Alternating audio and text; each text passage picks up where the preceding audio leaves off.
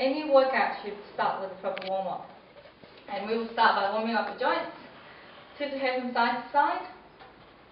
From each of these joint warm-ups, about 10 reps. Head up and down. Yeah. From side to side. Warming up the neck. Now swing your arm backwards. Good. Get down close to your ear. And the other way. And do the same thing on the other side. Hands on hips. Big circle. Keep your legs extended. Good. 10 reps. And the other side. Then move on to your knees. Feet and knees together.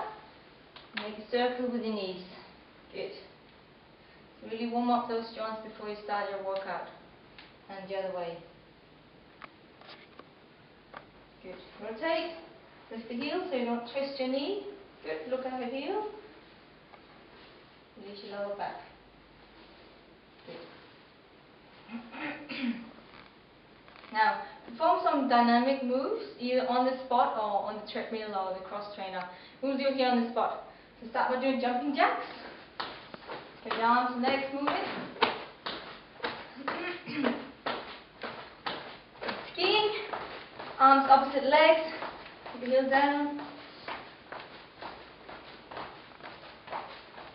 And twist. So we'll show you the short version, but perform a workout of about 5 to 10 minutes prior to your workout. Swing your legs.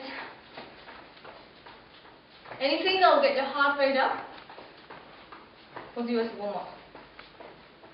One on the squat.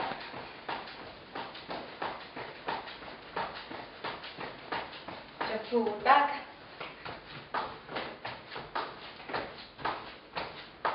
Good. And from side to side. It doesn't necessarily just have to be this exercise. You can perform any exercise you like that's dynamic. And that's your warm-up.